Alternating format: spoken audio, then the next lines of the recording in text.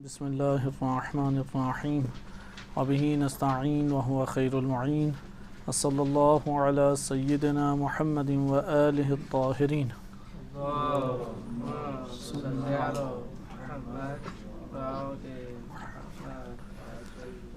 الکافی سے امام مہدی علیہ الصلوۃ والسلام کے موضوع پر جو مشتمل احادیث مبارکہ ہیں وہ آپ کی خدمت میں ذکر کی جا رہی تھیں۔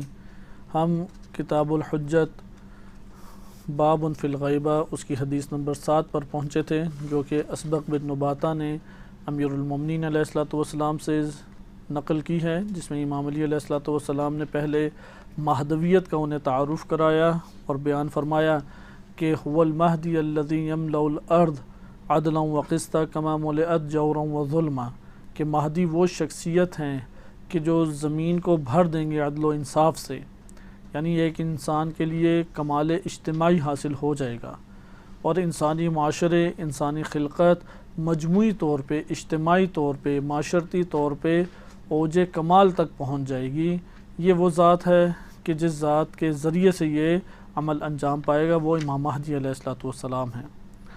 اور ظلم و جور جو کہ پستی ہے، جو کہ درندگی ہے، وہ دب جائے گی، وہ ختم کر دی جائے گی۔ اس کے بعد امام علیہ السلام نے پھر مہدویت کے مرحلوں کا تذکرہ فرمایا کہ امت اسلامیہ میں امام مہدی علیہ الصلوۃ والسلام کون شخصیت ہیں۔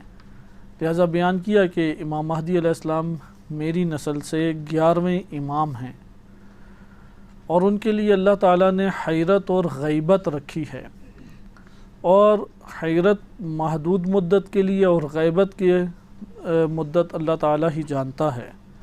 اس لیے غیبت کب ختم ہوگی اس میں شک ڈال دیا گیا، ممکن ہے کہ کئی سال لگ جائیں، ممکن ہے چند مہینے ہو جائیں، لیکن ختم ضرور ہوگی۔ یہ اللہ تعالیٰ کے علم پر موقوف ہے کہ اللہ تعالیٰ نے کیا اپنے علم میں قرار دیا ہے اور اس سے امت کو مطلع کم سے کم نہیں کیا۔ اس لیے غیبت اللہ تعالیٰ نے جو رکھی ہے وہ اپنی اس مدت کے اوپر ختم ہوگی۔ حیرت کے اوپر جب بات آئی تو ممکن ہے یہ جو امام علی علیہ السلام کے کلمات تھے، ستۃ ایام وستۃ اشہر وستۃ سنین، یہ ممکن ہے کہ حیرت کے بارے میں ہو، 6 مہینے، 6 دن، 6 سال، اور ممکن ہے کہ غیبت کے بارے میں، اور یہ بیان کرنا او کے ذریعے سے بیان کیا کہ اس میں کوئی حتمی آپ کو فگر یا حتمی اعداد و شمار نہیں بیان کیے جا سکتے۔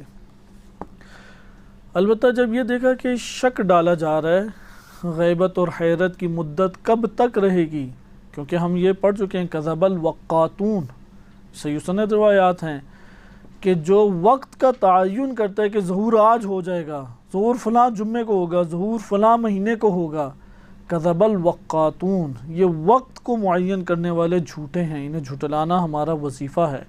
ائمہ اہل بیت علیہ السلام نے سختی کے ساتھ اس بات کا انکار کیا ہے کہ کذب الوقاتون، اس کا انکار ہے کہ کب مدت غیبت کب تک ہے، اس کی تعیین نہیں ہے۔ جو تعیین کرے، جو معین کرے، اس کو جھٹلائیں، وہ جھوٹ بولتا ہے۔ اس سے ایک اور بات بھی ہمیں سمجھ آئی کہ ایسی روایات لے کے آئیں کہ جس سے یہ بات پتہ لگے کہ وقت کا تعین ہوتا ہے، وہ روایات قابل قبول نہیں ہیں ہمارے لیے، چاہے کسی بھی ماخذ میں ہو، کیونکہ ان کے مقابلے میں یہ ہمارے ہاں تقریباً تواتر کی حد تک پہنچی ہوئی روایات ہیں۔ تقریباً سے مراد یہ ہے کہ مستفیض روایات ہیں۔ کذب الوقاتون، کئی اس مضامین کی متعدد روایات مضبوط اسانید کے ساتھ ہم تک پہنچی، اس لیے اس سے جو بھی روایت ٹکرائے تو یہ روایات کا مجموعہ ترجیح رکھ جائے گا۔ البتہ بعض ایسی روایات بھی ہیں جیسے زیارت جمعہ ہے امام مہدی علیہ السلام کی، کہ متوقع ہے، المتوقع کیا ہے، یوم الجمعہ، یوم الجمعہ جو ہے وہ توقع پائی جاتی ہے کہ ظہور ہوگا۔ یہ وقت کی تعین نہیں ہے، کون سا جمعہ یہ نہیں پتہ، لیکن اس باب سے بھی یہ بات احتمالی ہے، اس لیے توقع کا لفظ آیا کہ جمعے کا دن ہے یا جمعے کے علاوہ بھی ہو، یا بعض جگہوں پہ رمضان المبارک کا تذکرہ ہے۔ تو یہ اس طرح کی مجموعی روایات اگر اس سے وقت کا تعین کا شائبہ پیدا ہو تو وہ ہمارے لیے قابل قبول نہیں ہے، لیکن اگر جم کر سکیں کہ احتمال دیا جاتا ہے وہ جمعے کا بابرکت دن ہوگا یا وہ رمضان المبارک کا دن ہوگا یا فلاں دن ہوگا، تو یہ احتمالات اپنی جگہ پہ عیب نہیں رکھتے، لیکن تعین وقت کا اس سال اس گھڑی کو اور اس طرح سے ہوگا یہ حقیقت نہیں رکھتا، کیونکہ یہ چیز ائمہ اہل بیت علیہم السلام نے واضح طور پہ کیا کہ اس کا تعین ہم نہیں کیا گیا، اللہ تعالیٰ نے امت کے سامنے بیان نہیں کیا۔ اسبق بن نباتہ نے بھی اسی لیے پوچھا وَإِنَّ هَذَا لَكَائِنٌ، یہ ہوگا بھی یا نہیں، یعنی ظہور ہوگا یا نہیں ہوگا؟ تو امام علیہ الصلوۃ والسلام نے فرمایا نعم کما انہ مخلوق، جس طرح ہر مخلوق کے لیے ایک مقدار معین ہے، قدر معین ہے، اس کے لیے اللہ تعالیٰ نے تقدیر کر دی ہے، مقداریں مشخص کر دی ہیں، اسی طریقے سے غیبت بھی ایک مخلوق ہے اللہ تعالیٰ کی۔ یہ زمان، یہ مدت حیات، یہ زندگی، یہ اللہ تعالیٰ نے تدبیر کی ہے، اس کے لیے اللہ سبحانہ و تعالیٰ نے ایک وقت معین کر دیا ہے اور وہ مقدار معین کر دی ہے، اور اسی کی طرف معاشرے چار ناچار بڑھ رہے ہیں، ایسا نہیں ہے کہ معاشرے ادھر رک گئے ہوں، لہذا اس وقت کے اوپر جا کے وہ ظہور ہو جائے گا۔ پھر اب اس نے اگلی خواہش کی کہ کیا میں اس انصار میں سے امام علیہ الصلوۃ والسلام کے ہو سکتا ہوں یا نہیں ہو سکتا، یعنی میں ان میں سے شمار کیا جاؤں، ایسا ممکن ہے یا نہیں؟ تو امام نے فرمایا کہ وَأَنَّ لَكَ بِهَذَا الْأَمْرِ یا أَسْبَغ، کہ کہاں اس امر کے ساتھ تمہارا کہاں تعلق جڑے، کیونکہ تم ابھی بہت ابتدا میں ہو، وہ بہت بعید ہیں، بہت بعد میں آئیں گے۔ اولئک خیار هذه الامہ، وہ اس امت کے چنے ہوئے افراد ہوں گے، مع خیار ابرار هذه العطرہ، عطرت اہل بیت رسول صلی اللہ علیہ وسلم میں جو سب سے بہترین ہیں ان اخیار کے ہمراہ ہوں گے۔ ادھر انصار امام مہدی علیہ السلام کی طرف اشارہ ہے، اور اس حدیث کا یہی آخری پہلو ہے، اور اس کے بعد اختتام ہے، اور اس اختتام پہ امام علیہ السلام نے بیان فرمایا کہ بداعات و ارادات و غایات و نہایات، کہ اس کی انشاءاللہ اگلے درس میں آپ کی خدمت میں تشریح پیش کی جائے گی۔ ہم انصار امام مہدی علیہ السلام کو ایک حد تک مطالعہ کرتے ہیں۔ انصار امام زمان علیہ السلام کا ٹاپک وسیع پیمانے پہ کوئی عنوان باندھ کے روایات کے اندر ہمیں دکھائی نہیں دیتا، لیکن انصار کے متعلق ہمیں قرآنی آیات اور روایات کثرت سے دکھائی دیتی ہیں۔ اگرچہ اگر یہ کام ہو جاتا کہ انصار امام زمانہ بعض کتابوں میں ہے بھی، لیکن اس کو ایک تفصیل چاہیے، یعنی تفصیل سے مراد ہے کہ اس سے مربوط آیات، ان صفات کا تذکرہ، روایات کے اوپر تبصرہ، ان روایات کی سند کی جانچ پڑتال، ان اوصاف کی جانچ پڑتال، اور پھر انبیاء و اوصیاء علیہ السلام جو گزرے ہیں ان کی زندگانی سے ان نمونوں اور مثالوں کو لے کے آنا، اس طریقے سے ایک مضبوط اور جامع ہمارے سامنے کام نظر آئے، وہ فی الحال ہماری نگاہوں سے نہیں گزرا، ممکن ہے ہوا ہو لیکن نگاہوں سے ایسا نہیں گزرا، کیونکہ امت کے لیے اس وقت سب سے اہم ترین پہلو وہ یہی انصار امام مہدی علیہ السلام ہے۔ انصار ناصر بننے کے لیے، امام مہدی علیہ السلام کا مددگار بننے کے لیے ان کا ظہور ہونا ضروری نہیں ہے۔ ایک انسان توہم اور شبہ کا شکار یہ ہوتا ہے کہ امام مہدی علیہ السلام جب ظہور فرما جائیں گے تب ناصر کی ضرورت ہے، اس سے پہلے نہیں، جبکہ یہ ایک مغالطہ ہے، ایک شبہ ہے، ایک توہم ہے، ایک گمان باطل ہے۔ ائمہ اہل بیت علیہ السلام کے لیے شیعہ کا لفظ استعمال ہوا ہے، انہیں شیعہ چاہیے، شیعہ یعنی ناصر۔ شیعہ کے لغوی معنی متعدد ہیں، مثلا اتباع کرنے والا، یا یہ ہے کہ ان کے ہمراہ، یا ان میں سے ایک ہے کہ نصرت کرنے والا۔ لہذا کلمہ شیعہ کے اندر ہی یہ حکمت موجود ہے کہ ناصر، جہاں امام ہے وہاں پہ معیت نصرت چاہیے، معیت اطاعت و نصرت چاہیے۔ معیت اطاعت و نصرت بدون مودت جنم نہیں لے سکتی، کیونکہ ہر مقام پہ آپ جبر نہیں اپنے نفس کے اوپر کریں گے، اگرچہ کرنا ضروری ہے، اگر کسی جگہ پہ انسان کو ایک مخالفت کا احساس ہو وہاں پہ جبر کر کے اپنے نفس کو لگام دینے کی ضرورت ہے، اور اطاعت کرنا امام معصوم کی واجب ہے انسان کے لیے۔ لیکن اس جگہ پہ آپ توجہ کریں کہ نصرت وہ اہم ترین پہلو ہے ناصر امام زمان علیہ السلام وہ اہم ترین ٹاپک ہے کہ جس کو اس وقت زیادہ سے زیادہ رائج کرنے کی ضرورت ہے تاکہ امام زمان علیہ السلام کے لیے نصرت کو وجود دیا جا سکے۔ انسان نصرت کے اور مدد کرنے کے ان الفاظ سے تو واقف ہے، لیکن اس کے من گھڑت معنی رکھتا ہے۔ من گھڑت معنی سے مراد ہے کہ اپنے ذہنی خیالات اور ذہنی تصورات کے اعتبار سے سمجھتا ہے۔ مثلا وہ یہ سمجھتا ہے امام علیہ السلام آئیں گے، میں سارے کے سارے قصیدے ان کے سامنے رکھ دوں گا، یہ میری ایک مدد ہے۔ یا بعض سمجھتے ہیں امام علیہ السلام آئیں گے تب میں بندوق پکڑ لوں گا، ابھی بس تھوڑی سی مجھے اجازت دیں کہ میں اپنی زندگی میں تمام وظائف پورے کروں، جب امام آئیں گے آپ دیکھیں گے سب سے آگے میں ہوں گا۔ تو انسان کے اندر اچانک یہ ملکات جنم نہیں لیتے، ملکہ بننے میں ایک وقت درکار ہے، اسے امتحانوں سے گزرنا پڑتا ہے۔ انشاءاللہ ابھی غیبت کے ہم اسباب جب پڑھیں گے تو وہاں پہ یہ حکمت ہمارے سامنے آئے گی کہ انسان کے وجود میں یہ جو عادات، ملکات اور انسان کے اندر اوصاف برپا ہوتے ہیں یہ یکلخت نہیں ہو جاتے، اس کو زمان چاہیے یعنی مدت چاہیے، اس کو امتحانات مختلف قسم کے چاہیے، اس کے لیے ارادے اور پرعزم نیات کا ہونا، پرعزم کا ہونا ضروری ہے، ارادے کا ہونا ضروری ہے، معرفت کا ہونا ضروری ہے۔ اسی لیے غیبت کا ایک عنوان ہے امتحان، تمحیص، لیمحصوا یا محصوا، کہ ان کے تمحیص امتحان لیا جائے گا، انہیں مشکلات میں ڈالا جائے گا تاکہ تکمیل ہو، ارادے نکھر کے سامنے آ جائیں، فاسق فاسق بن جائے، مومن مومن بن جائے۔ اس لیے یہ جو ہمارے پاس غیبت کا عنوان ہے وہ اسی پہلو سے نصرت حقیقی جنم تبھی لے پائے گی کہ جب انسانی معاشروں کے اندر اوصاف حسنہ جنم لے لیں گے، وَإِلَّا نصرت حقیقی وجود میں نہیں آ سکتی۔ بہرحال خلاصہ کلام یہ جو ہمارے پاس دو لائنیں ہیں کہ وَأَنَّ لَكَ بِهَذَا الْأَمْرِ يَا أَسْبَغْ أُولَئِكَ خِيَارُ هَذِهِ الْأُمَّةِ مَعَ خِيَارِ أَبْرَارِ هَذِهِ الْعِطْرَةِ، ان کلمات میں اہل بیت علیہ السلام اور ائمہ اہل بیت علیہ السلام اور ان کی نصرت کرنے والے مخصوص گنے چنے افراد کی طرف اشارہ ہے۔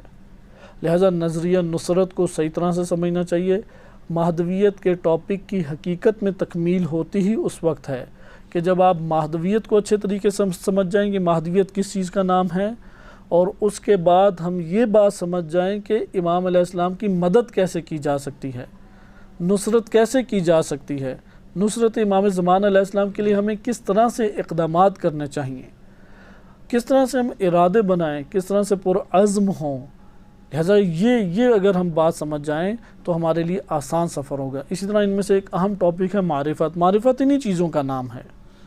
کوئی معرفت کے بہرحال مدارج ہیں، عقلی معرفت ہے، حسی معرفت ہے، شہودی معرفت ہے، معرفت کے مدارج ہیں، لیکن یہاں پہ کم سے کم حسی، عقلی، جتنے انسان کی استطاعت میں ہے معرفت وہ حاصل کرے۔ کس چیز کی معرفت؟ مہدویت کی معرفت، نصرت کی معرفت، خود یہ اطاعت اور مودت کی معرفت، اوصاف امام زمان علیہ السلام کی معرفت، ان سے مربوط علامات ہیں یا ان سے مربوط دیگر حکمتیں اور فلسفے ہیں، ان کی معرفت انسان عقلی پیمانوں پہ حاصل کر سکتا ہے، عقلی پیمانوں پہ کرے، عملی پیمانے پہ اسے برپا کر سکتا ہے، جتنی وسعت اور استطاعت ہے عملی پیمانے پہ کرنے کی کوشش کرے۔ آئیں اب ہم مختصر طور پہ یہ دیکھتے ہیں کہ امام زمان علیہ السلام کی نصرت وہ کس طرح سے جنم لے، یا ادھر جو اشارہ کیا گیا ہے اس اشارے سے مقصود کیا ہے۔ تو یہاں پہ ہم خلقت سے پھر بحث کریں گے۔ یہاں پہ ہمیں بار بار آپ دیکھیں گے کہ جو ہم دین کا عقائدی پہلو چھیڑتے ہیں بات آ جاتی ہے اسی خلقت پہ، خلقت جہان، خلقت انسان، خلقت دنیا اور اس کے اہداف، وہ جو ہم نے جہان بینی کے ذیل میں مطالعہ کیا۔ ہم یہاں پہ دیکھیں اللہ سبحانہ و تعالیٰ نے انسان کی تکمیل کے لیے یہ کائنات دنیا بنائی۔ دنیا جنت نہیں بننی، جو بھی ہو جائے جنت نہیں بننی، یہ ایک بہت بڑا وسوسہ اس وقت پیدا کیا گیا ہے، البتہ قدیمی ہے۔ ہر شخص کیا چاہتا ہے؟ جنت بنانا چاہتا ہے، کہتا نہیں ہے لیکن تدبیر اپنی ایسی کرتا ہے کہ میں اس طرح سے کام کروں کہ آئندہ مجھے مشکل ہی نہ پیش آئے، اتنا اکٹھا کر لوں اور آرام سے سارے کھاتے رہیں۔ حتیٰ کہ یہ جملہ تو ہمیں بڑے بڑے بعض بزرگان سے بھی سننے کا موقع ملا ہے کہ میں نے اپنی اولاد کے لیے اتنا جمع کر دیا کہ ان کی آئندہ نسلیں بھی کھا سکتی ہیں۔ یہ وہی کاروباری لوگوں کے جملات ہیں۔ لہذا اللہ سبحانہ و تعالیٰ نے دنیا کو جنت نہیں بنایا، اس کو عقیدہ نہیں بنائیں گے تو تب بھی دنیا جنت نہیں بنے گی، عقیدہ بنا لیں گے تب بھی نہیں بنے گی۔ یہ حقائق ہیں جو ختم نہیں ہو سکتے۔ اچھا، جنت نہیں بنے گی اس کا کیا مطلب ہے؟ ہر نعمت بلا زحمت نہیں ہے، مع زحمت ہے، زحمت کے ہمراہ ہے۔ کوئی چاہے کہ صحت ایسی ملے بیماری نہ آئے، نہیں ہو سکتا۔ جوانی ایسے ملے بڑھاپا نہ آئے، نہیں ہو سکتا۔ زندگی ایسی ملے موت نہ آئے، نہیں ہو سکتا۔ مال ایسا ملے فنا نہ ہو، نہیں ایسا ہو سکتا۔ وہ کون سی نعمت چاہتا ہے؟ اس لیے کہ نعمت جتنی بھی دنیا کی ہیں، اس دنیا کی نعمت کی پیشانی پہ لکھا ہوا ہے، وجود پہ لکھا ہوا ہے فنا، اور آنکھوں کے سامنے ہمارے فنا ہوگی، ختم ہوگی، مٹ جائے گی۔ لہذا دنیا جنت نہیں بننے والی۔ انسان جب یہ بات سمجھ لیتا ہے کہ جنت نہیں بننے والی تو اس حکمت سے آشکار ہو جاتا ہے، یعنی یہ حکمت اس کے لیے آشکار ہو جاتی ہے، وہ کچھ مدت ہے اس جہان میں، اس جہان میں کچھ مدت ہے تو کیا اہتمام کرے؟ آیا اپنے رزق کے لیے ساری کوششیں برپا کر دے؟ اور یہاں پہ بھی آپ ایک فلسفے پہ تھوڑا غور کریں، اگرچہ بحث سے باہر نقطہ چلے جاتا ہے، لیکن انسان کی غور و فکر کرنے کے لیے بڑا انسان کو حوصلہ دیتا ہے، بڑا انسان کو توانا کر دیتا ہے۔ وہ یہ نقطہ ہے کہ رزق مادی دو طرح سے ہمارے سامنے آشکار ہوتا ہے۔ جو مادی رزق ملتا ہے، مال ہے، دولت ہے، یا آسان الفاظ میں ڈالر ہیں، گھر بار ہے، زمینیں، پلاٹ، گاڑیاں، یہ سارے کے سارے رزق مادی ہیں۔ رزق مادی دو طرح سے سامنے آتا ہے۔ ایک ہے من حیث یحتسب، یحتسب یعنی جگہ پتہ ہے کہاں سے آئے گا، جیسے جاب پیشہ افراد ہوتے ہیں جو جاب کے پیچھے ہمیشہ بھاگتے رہتے ہیں، وہ اپنے نفس کے اندر اللہ کو رازق مانتے ہیں، لیکن رازق کس عنوان سے مانتے ہیں؟ من حیث یحتسب کے اعتبار سے۔ اس لیے وہ اس کے اوپر ان کا قلب اس وقت مطمئن ہوتا ہے کہ جب ایسا منبع یا ایسا ذریعہ یا ایسے منبع کے ساتھ تعلق قائم ہو جائے جہاں سے مال کی توقع اسے ملتی رہے یا دکھائی دیتا رہے کہ رزق آ رہا ہے۔ یہ جاب پیشہ افراد کی عام ذہنیت ہے۔ اس لیے ان کی آنکھوں سے جب منبع رزق غائب ہوتا ہے، یعنی جاب جانے کا خطرہ ہوتا ہے یا چلی جاتی ہے، وہاں ان کے دل ڈگمگانے لگ جاتے ہیں۔ لہذا یہ افراد من حیث یحتسب کے اوپر ساری کی ساری نگاہیں رکھ کے اللہ کو رازق مان رہے ہیں۔ یہ بھی کھاتے ہیں، زندگی میں وقت گزارتے ہیں، لیکن آپ دیکھیں گے مضطرب ہیں، پریشان ہیں، جمع زیادہ کر لیتے ہیں، حساب کتاب زیادہ دینا پڑے گا، خرچ مشکل سے کرتے ہیں، کئی ان کے اندر امراض اخلاقی، امراض نفسانی پیدا ہو جاتے ہیں۔ لیکن ایک دفعہ ہے کہ من حیث لا یحتسب، جہاں سے گمان نہیں ہے وہاں سے بھی رزق آ سکتا ہے۔ ایسے افراد کی نگاہ فقط اللہ کے رازق ہونے پر ہوتی ہے۔ اب کہاں سے رزق ملے گا؟ کہتے ہیں ہمیں نہیں پتہ کہاں سے ملے گا، منبع کا نہیں پتہ کہاں سے، کوئی بھی منبع بن سکتا ہے۔ حتیٰ فرعون، موسیٰ کے لیے فرعون کا محل جو ہے وہ منبع بن گیا۔ لہذا کہیں سے بھی مل سکتا ہے، ہمارے لیے مشخص نہیں ہے، رازق وہ ذات ہے۔ من حیث لا یحتسب ہے، کس جگہ سے آ جائے گا یہ میرے علم میں نہیں ہے۔ یہ مجھے پتہ ہے میری زندگی اگر بالفرض 5 سال مزید ہے تو 5 سال کی تدبیر اس رب نے کی ہے، کیونکہ رب ہوتا ہی وہ ہے جو تدبیر کر کے تربیت کرتا ہے۔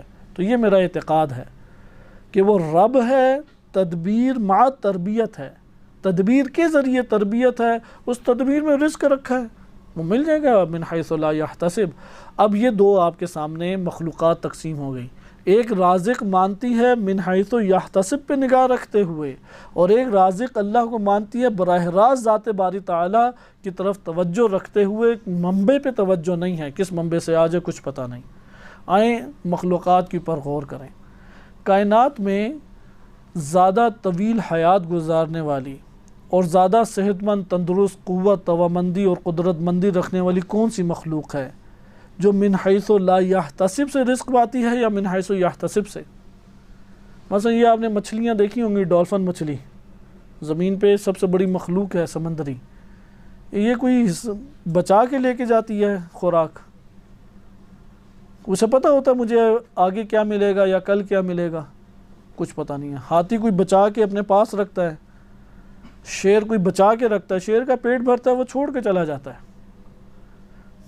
کیا پتہ کل کو وہ بھوک سے مر جائے، وہ چھوڑ کے چلا جاتا ہے، کیونکہ جس رازق نے آج اسے رزق دیا ہے اس کے اوپر اس کا اعتقاد ہے، اس کی زندگی ہے تو کل بھی دے گا، اس کے وجود کے اندر اللہ نے یہ ہدایت لکھ دی ہے۔ چونٹی من حیث لا یحتسب پہ اعتقاد رکھتی ہے یا یحتسب پہ؟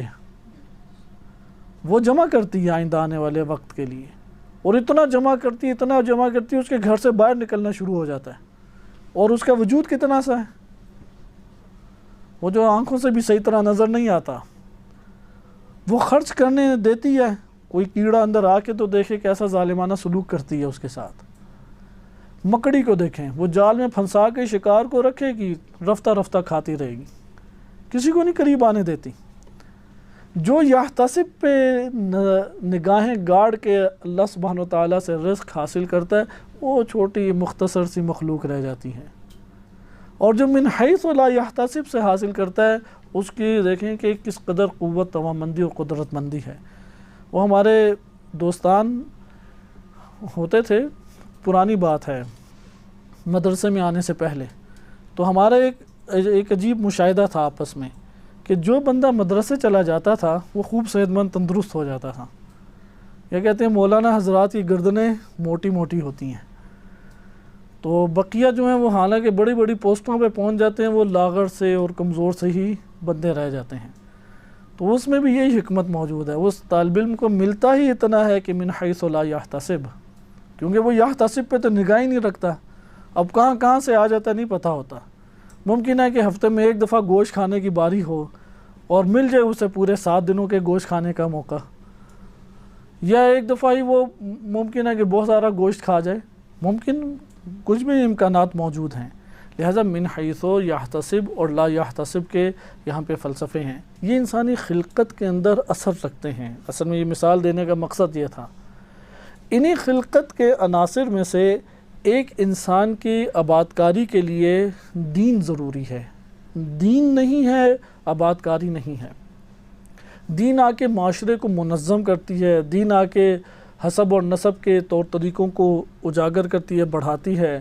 دین آ کے انسان کی زندگی کے لیے قوانین کو اس کے سامنے پیش کرتی ہے، اور اس طرح سے اس کے وجود میں نشوونما ہوتی ہے۔ مثلا پودا لگا دینے سے پودا نہیں اگاتا، آپ کو اس کے لیے ایک سسٹم بنانا پڑے گا، اس سسٹم میں ڈھالیں گے تو وہ پودا اگائے گا۔ انسانی نطفے کے جم جانے سے انسانی وجود جسم کی صورت میں آ جاتا ہے، لیکن روح اس کی نشوونما نہیں پائے گی، اسے ایک نظام میں ڈھالیں گے تو وہ نشوونما پائے گی۔ یہ اللہ تعالیٰ کے ہر ذرے کی کہانی ہے، کائنات کے ہر ذرے کی کہانی سسٹم ہے۔ سائنسدان سسٹم کے ذریعے سے ایک شے کی معرفت حاصل کرتا ہے۔ یہ انسان ہے کہ جو اپنے انفرادی طور پہ خود ہی اپنے آپ کو دیکھنا شروع کر دیتا ہے، وہ سسٹم کے بدون سسٹم انسان کی طرف آتا ہے۔ لہذا نظام اللہ نے بنایا ہے، یہ نظام میں اساسی ترین چیزیں کیا ہیں؟ اس اساسی ترین مرکزی چیزیں وہ ایک رہنما ہیں، اور رہنما کی اطاعت ہے۔ یہی اطاعت اصل میں نصرت کو جنم دیتی ہے۔ اس لیے اگر یہ مرکز ہٹ جائے یا مرکز سے ہٹا دیں، وہ معاشرہ نیچے گر جائے گا، یا مرکز میں وہ امام موجود ہو لیکن اس کے لیے اطاعت اور نصرت جنم نہ لے رہی ہو، وہ نظام وجود میں نہیں آئے گا، روحیں پروان نہیں چڑھیں گی، روحیں نشوونما نہیں، یعنی معاشرے نشوونما نہیں پائیں گے۔ اس لیے نصرت کا ہونا ضروری ہے۔ اگر یہ فلسفہ جو میں نے آپ کی خدمت میں مختصر طور پہ ذکر کیا یہ حقیقت رکھتا ہے، تو پھر آدم علیہ السلام سے لے کے آج کے دور تک نظر آنا چاہیے یا نہیں نظر آنا چاہیے؟ نظر آنا چاہیے۔ یہ سنن الہی اس کو آ کے حل کرتے ہیں۔ لہٰذا حجت الہی کا ہونا اور اس کی اطاعت کی صورت میں نصرت کا ہونا اور استقامت کا مظاہرہ کرنا یہ سنن میں سے ہے کہ اللہ تعالیٰ تب برکات اور رحمات انسان کے لیے بھیج دے گا۔ اگر وہ زندہ رہیں تب بھی وہ کامیاب ہیں، شہید ہو جائیں تب بھی وہ فائز اور کامیاب ہیں۔ یہ قرآن کریم نے تفصیلی طور پہ اس کو ذکر کیا ہے کہ ہم چند منٹوں میں چند آیات دیکھتے ہیں اور اس سے ہمیں انشاءاللہ تعالی اس بات کا پتہ لگ جائے گا۔ اب یہ بات ہمیں پتہ لگ گئی کہ اطاعت کی صورت میں نصرت کا ہونا ضروری ہے۔ ہم لفظ نصرت بولتے ہیں تو وہ اطاعت اور معرفت اور محبت سے کوئی جدا عنوان نہیں رکھتی۔ نصرت بالخصوص اطاعت سے عبارت ہے، بالخصوص امام جو حکم دے دیں انسان اس کے اوپر عمل کرے، اطاعت ہے۔ امام کہتے ہیں صلح کر لو، صلح کر لیں۔ امام فرمائے جنگ کرو، جا کے جنگ کریں۔ کہنے کو یہ بات آسان ہے لیکن عمل میں بہت مشکل ہے، بہت ہی سخت انسان کے لیے یہ چیزیں پڑ جاتی ہیں۔ لہٰذا قرآن کریم نے واضح طور پہ بیان کیا ہے کہ سورہ آل عمران آیت نمبر 146 میں ربیون کا ذکر کیا ہے کہ انہوں نے اپنے دور کے انبیاء کے ساتھ ربیون کہلائے۔ ربانی سے ربیون ہے کہ جنہوں نے جہاد کیا۔ سورہ آل عمران آیت نمبر 146 کہ کتنے ایسے افراد گزرے ہیں انبیاء اور ان انبیاء کے ساتھ دینے والے ربیون تھے۔ یہ سنن کی طرف اشارہ ہے۔ حجت الہی ہوگی تو نظام کی تشکیل کے لیے مبارزے کا ہونا ضروری ہے۔ بدون مبارزہ حق اور باطل نظام تشکیل نہیں پا سکتا۔ اس نظام میں نصرت چاہیے، حجت الہی کو نصرت چاہیے، نصرت کے بغیر کام نہیں ہوتا۔ حتیٰ کہ اللہ سبحانہ وتعالی نے اس نصرت کو اس قدر بڑے پیمانے پہ کلیہ قاعدے کی صورت میں بیان کیا ہے، فرمایا کہ ان تنصروا اللہ ینصرکم، کہ قرآن کریم کی آیت ہے۔ اللہ سبحانہ وتعالی بیان فرماتا ہے، غالباً سورہ محمد آیت نمبر 7 ہے۔ سورہ محمد آیت نمبر 7 میں ارشاد باری تعالی ہوتا ہے ان تنصروا اللہ ینصرکم، اگر تم نے اللہ کی مدد کی تو اللہ تمہاری مدد کرے گا۔ یہ اللہ کی سنن میں سے ہے۔ انسان خالی دعائیں پڑھتا رہ جائے، خالی عبادات کرے، طویل سجدے کرے اور اپنی غافلانہ زندگی میں مست ہو کے وقت گزار جائے، اس سے کسی بھی صورت میں دین کو تقویت نہیں پہنچتی۔ رسومات کی انجام دہی سے دین میں تقویت نہیں آتی، تقویت نصرت سے آتی ہے۔ اس لیے امام علیہ السلام نے انصار کی بات کی ہے۔ اس لیے انصار ہر شیعہ نہیں ہے، ہر فرد نہیں ہے، ہر بندہ نہیں ہو سکتا۔ پہلے ہم فلسفہ نصرت کو سمجھیں، پھر ناصر کی تلاش میں نکلیں گے۔ اگر نصرت کا ہی نہیں پتہ تو ناصر کہاں سے ہیں؟ پھر تو کہیں سے ناصر ڈھونڈ کے نہیں لا سکتے۔ پھر نصرت آیا ظہور اور ظہور کے بعد چاہیے یا ظہور سے پہلے نصرت ہے؟ اگر ہم کہیں گے ظہور سے پہلے نصرت نہیں ہے، پھر تو ٹھنڈے ہمیں پڑا رہنا چاہیے، پھر تو کوئی عام زندگی بسر کریں، گناہ کرتے ہیں تو ٹھیک ہے، مسئلہ نہیں ہے، ہم نے کون سا ناصر بننا ہے؟ ناصر تو ظہور کے بعد بنیں گے۔ لہٰذا یہ سارے کے سارے انسان کے ذہن میں بعض لاشعوری طور پہ نظریات بنے ہوتے ہیں۔ وہ یہ سمجھتا ہے کہ ناصر تب آئے گا کہ جب امام کا ظہور ہو جائے گا، نصرت تو تب ہوگی جب امام آئیں گے، ابھی تو امام ہی نہیں ہے۔ گویا کہ امام وجود ہی نہیں رکھتے۔ جو شخص یہ عقیدہ رکھتا ہے کہ وجود نہیں ہے، اسی کو گمراہ، جاہل اور منافق کہا گیا ہے۔ امام مہدی علیہ السلام وجود رکھتے ہیں، غائب ہیں، وجود تو ان کا ہے، حاضر نہیں ہے۔ اگر یعنی نگاہوں کے سامنے حاضر نہیں ہیں، قلوب میں حاضر ہیں۔ تو اس لیے نصرت کا آپ نے پہلا قاعدہ دیکھ لیا۔ اسی کو بحث کو انشاءاللہ ہم تھوڑا سا پھیلائیں گے اس باب میں، تاکہ ہمارے سامنے یہ بات آئے نصرت کیا مدد کرتی ہے، کیوں نصرت ہونی چاہیے۔ اگر نصرت میسر آ جائے پھر کیا ہوگا، وہ ہو جائے تو پھر کیا ہوگا۔ اس لیے انسان کو ترتیب سے چلنا چاہیے۔ آج آگے مثلا ابھی نصرت جنم لے جائے، امام علیہ السلام آ جائیں، ٹھیک ہے، امام مہدی علیہ السلام نے پوری کی پوری روئے ارض کے اوپر حکومت قائم لے کر دی، اب کیا ہوگا؟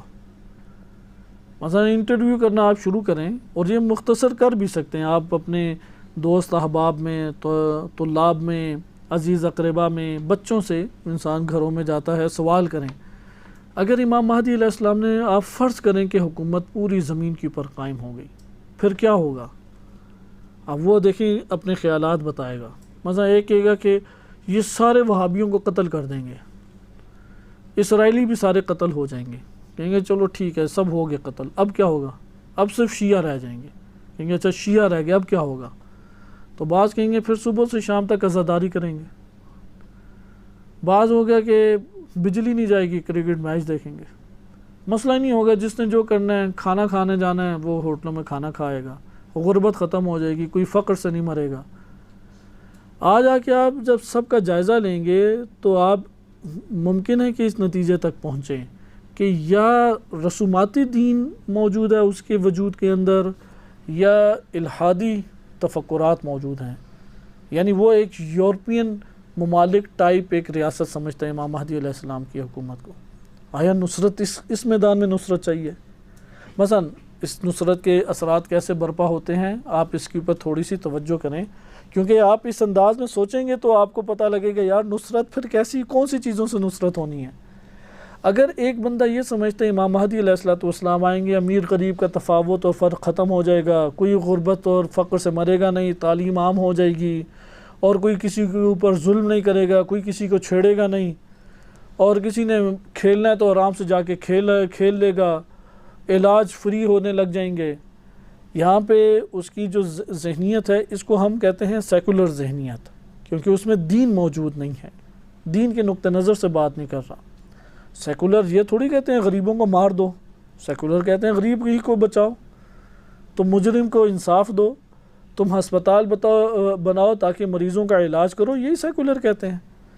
اب اگر ایک سیکولر سٹیٹ قائم کرنی ہے تو امام علیہ السلام کی نصرت ملے تو امام آ کے کیا کریں گے؟ ایسے افراد کے مطابق سیکولر ایک سٹیٹ قائم کر دیں گے، اور نمازیں پڑھی جائیں گی، اور اس سے زیادہ کچھ بھی نہیں ہے، کیونکہ ان کے نظر میں دین ہے ہی اتنا سا، اس کے علاوہ کوئی دین متعارف ہی نہیں کیا گیا کہ جماعت سے نماز پڑھ لی ہے، زکوٰۃ دے دی، ختم بات۔ بقیہ تو عیسائی اور یورپین سارا دین پہ عمل کر ہی رہے ہیں۔ اب آپ یہ دیکھیں آ کے کہ اگر امام علیہ السلام نے ایک سیکولر سٹیٹ پوری دنیا میں قائم کرنی ہے تو یہاں پہ جو نصرت چاہیے، ناصر کون کہلائے گا؟ ایک مذہبی متشدد ناصر کہلائے گا؟ ایک بندہ جو خون دینے کے لیے اور شہادت کے فلسفے پڑھ کر اپنی جان قربان کرنے کی باتیں کرتا ہے، یہ ناصر کہلائے گا کوئی؟ یا وہ ناصر کہلائے گا وہ کہے گا یار سب کو تم ٹھیک کہو، کوئی مسئلہ نہیں ہے، سارے اپنے طور پہ چل رہے ہیں، کوئی مشکل تھوڑی ہے، تمہیں وہ کیا کہہ رہا ہے جو تم اسے چھیڑ رہے ہو، دوسروں کی پر بولتے کیوں، دوسروں پہ اعتراض ہی کیوں کرتے ہو؟ ٹھیک ہے تم اپنے کام سے کام رکھو، انہیں اپنا کام کرنے دو، غریب پروری کرو، ہسپتال بناؤ، روڈیں بناؤ، یونیورسٹیز بناؤ، اس طرح سے لوگوں تک راشن پہنچاؤ، بس یہ اصل کام ہے۔ آپ دیکھیں گے وہ نصرت کے عنوان، جب آپ نصرت امام زمان علیہ السلام کہیں گے اس کی ذہن میں فوراً کیا آ جائے گا؟ میں نے سبیل لگانی ہے، میں نے ایک شبی بنا کے اپنے پاس رکھ لینی ہے، یا میں نے فلاں ایک رسم عزا کو برپا کرنا ہے، یا اگر یہ وہ ذہنی دینی سوچ ہے، رسوماتی سوچ، یا اگر رسوماتی سوچ نہ ہو، ایک الہادی سوچ ہو۔ الہادی سوچ یعنی الہادی لفظ غلط ہے، کافر کو بھی کافر کے وہ غصے ہو جاتا ہے۔ جیسے آپ نے قرآن کریم میں مشاہدہ کیا ہوگا کہ انبیاء علیہ السلام کو ان کی قومیں کیا کہتی تھیں؟ کافر۔ انبیاء کو کافر کہتی تھیں کہ یہ ہمارے دین کا منکر ہو گیا، اس لیے یہ شخص کافر ہے۔ تو ادھر الہادی لفظ ممکن ہے کسی کو سخت لگے، لیکن آپ لفظ الہاد نہ بولیں۔ آپ کہیں اچھا آپ بتائیں نصرت کیسے کریں گے؟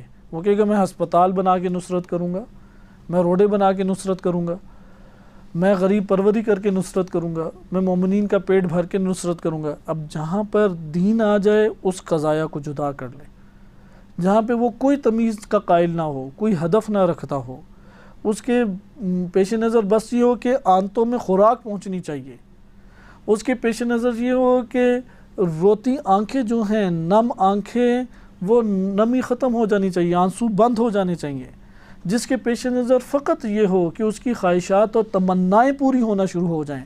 آپ کو یہ فلموں اور ڈراموں میں ہی مقولے نظر آئیں گے، وہ ہیرو بھاگ دوڑ کر کے کیا کرتا ہے؟ جا کے اس کی خواہش اور تمنا کو پورا کر دیتا ہے۔ وہ تمنا کسی مذہب کے مطابق ہے یا نہیں، اس سے کوئی فکر نہیں ہے، کیونکہ یار اس کی تمنا اور اس کی خواہش کی قدر کرو، یہ چاہتا کیا تھا؟ تو وہ اس کو نصرت سمجھ کے یہاں پہ بیان کرتے ہیں اور اپنے آپ کو ناصر سمجھتے ہیں۔ لہٰذا آپ نے ملاحظہ کیا کہ یہ وہ اصل ہدف ہے، اس سے اس نصرت کا گہرا تعلق ہے۔ وہ کس طرح سے اس کو دیکھتا ہے، وہ اسی کے مطابق قدم بڑھانا چاہے گا، حتیٰ کہ یہ ہم طلاب میں یہ بہت اہم بحث ہے، وہ کس چیز کو مقصد کے طور پہ مد نظر رکھ رہا ہے۔ اگر وہ ایک ریاست دیکھتا ہے جہاں پہ اللہ کی یعنی سورہ نور آیت نمبر 55 کے ذیل میں دیکھتا ہے شرک نہ ہو، مشرکانہ نظام ختم ہو جائیں، ظلم و ستم ختم ہو کے رہ جائے، عدل و انصاف قائم ہو جائے۔ اب یہاں پہ اس سے پوچھیں امام آ کے کیا کریں گے؟ وہ کہے گا کہ امام عدل ہیں، امام برحق ہیں، حق ہیں، امام حق ہیں۔ وہ ریاست اور سٹیٹ بنائیں گے جہاں عدل ہو، جہاں پہ حق ہو، جہاں پہ غلبہ دین ہو۔ اگر غلبہ دین ہے، مجھے بتائیں غلبہ دین، ابھی امام مہدی علیہ السلام آئے، ہم فرض کرتے ہیں بیٹھے بیٹھے تفکر کریں مہدویت کے موضوع پہ، انشاءاللہ یہ تفکر اللہ تعالیٰ اپنی بارگاہ میں قبول فرمائے۔ آپ تفکر کریں، ابھی امام زمانہ علیہ السلام آئے اور پوری دنیا کے اوپر حکومت قائم ہو جاتی ہے، ترقی رکے گی یا مزید ہوگی؟ مزید ہوگی۔ یہ والے مسائل تو ایک طرف ہو گئے، بس ایک لفظ ہی ہمیں پتہ لگ گیا، منظم اس سے ہو جائے گی۔ لیکن آئے اصل چیز کی طرح، امام زمانہ علیہ السلام کیا کریں گے؟ پوری دنیا پہ اگر حکومت قائم ہو گئی، بے حجابی رہے گی یا ختم ہوگی؟ ختم ہو جائے گی۔ کیوں؟ دلیل کیا ہے اس کی؟ دلیل ہمارے پاس قرآنی ہونی چاہیے، روایات ہونی چاہیے۔ لِيُظْهِرَهُ عَلَى الدِّينِ كُلِّهِ، انہوں نے دین غالب کرنا ہے۔ دین غالب کرنا ہے تو وہ دین کو کس کے ذریعے غالب کریں گے؟ قرآن اور سنت رسول کے علاوہ کسی تیسری چیز کو لے کے آئیں گے، یا قرآنی تعلیمات کو زندہ کر دیں گے اور سنت رسول صلی اللہ علیہ وسلم کو احیا کریں گے، جیسے دعائے عہد میں ہیں۔ دعائے عہد میں یہی تذکرہ ہے نا، حدود کتاب الہی کو برپا کر دیں گے اور مضبوط کر دیں گے، سنت رسول کو احیا کریں گے، اس کا ان دو کے ذریعے سے پوری کائنات کے اوپر غلبہ کریں گے۔ بالفاظ دیگر سنت رسول صلی اللہ علیہ وسلم کیا تھی، اس کا مطالعہ کریں، وہ پورے جہان میں آپ کو دکھائی دے گی۔ یہ بحث ہے کہ سنت رسول ٹوپی پہننا، مونچھیں کاٹنا، شلوار ٹخنوں سے اوپر کرنا، آیا یہ سنن ہیں بھی یا نہیں؟ یہ اس دور کے معاشرتی طور طریقے تھے۔ البتہ اہل سنت میں ٹخنوں سے اوپر اپنے شلوار کرنا مردوں کے لیے شدید کلمات کے ساتھ آئے، اس لیے وہ سارے اس کو سنت کہتے ہیں۔ لیکن ان میں بھی یہ اختلاف ہے، ٹوپی لینا سنت ہے یا نہیں، یا اس معاشرے کی ثقافت تھی جس کی بنیاد پہ انہوں نے لی؟ آیا مونچھیں کاٹنا سنت ہے یا نہیں، یا اس معاشرے میں یہ چیزیں رائج تھیں اس وجہ سے اخذ کی؟ ابھی ہمارا اشارہ ان سنتوں کی طرف نہیں ہے۔ سنت عدل ہے رسول اللہ کی سنت، سنت رحمت ہے رسول اللہ کی سنت، مظلوم کو اس کا حق دینا ہے، یہ سنت سنن ہے اصل میں۔ تعلیم ہے، تعلیم یافتہ کیا معاشرے کو، خاندان کو پرورش دی، نشوونما دی، اللہ کی طرف لے کے جانا، یہ سنت رسول ہے۔ لہٰذا امام مہدی علیہ السلام جب تشریف لے آئے تو ایک ریاست کا تصور ہمارے سامنے آشکار ہونا چاہیے۔ جس کے پاس معرفت نہیں ہے اسے نہیں پتہ کیا ہوگا، کلیات انسان کو پتہ ہے، جزیات کا ہمیں نہیں پتہ لگ سکتا۔ کلیات کا پتہ نہ ہو یہ عیب ہے۔ امام زمانہ علیہ السلام کی آج حکومت قائم ہو جائے، سورج اسی طرح چمکے گا، زمین اپنے سارے خزانے اگل دے گی، لیکن زمین اسی طرح چکر کاٹ رہی ہے، سورج اپنی جگہ پہ اپنا وجود قائم کیے ہوئے ہے، چاند نکلے گی، دن رات آئیں گے، گرمی سردی ہوگی، کیا کریں گے امام زمانہ علیہ السلام؟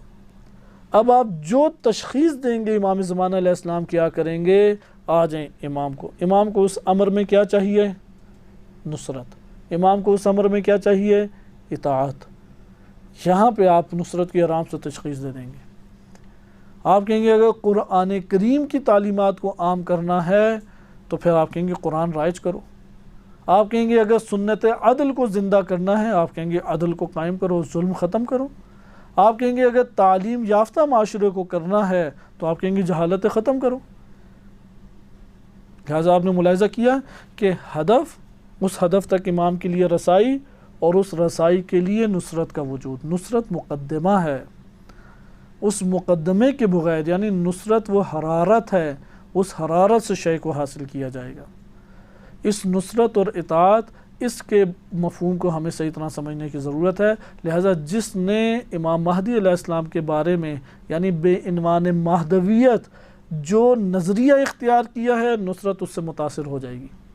اگر کسی نے الہادی مہدویت کا تصور اپنے ذہن میں قائم دائم رکھا ہوا ہے کہ سارے یہودی، نصارہ، ہندو، سکھ یہ سارے قائم دائم رہیں گے، کوئی اس میں مسئلہ نہیں ہے، سارے اپنے اپنے کام کریں گے، امام آ کے بس عدل نافذ کر دیں گے، کیونکہ عدل کا مفہوم یہی لیتے ہیں کہ ہندو ہے وہ ٹھیک ہے یار، وہ بتوں کی پرستش کرتا رہے، سکھ ہے وہ اسی طریقے سے رام رام کرتا رہے، عیسائی یہودی ہیں وہ اپنے چرچوں میں اور اپنے رہبان ہیں وہ اپنے عبادت گاہوں میں جا کے عبادت کرتے رہیں، کوئی ظلم کرے تو عدل مل جائے۔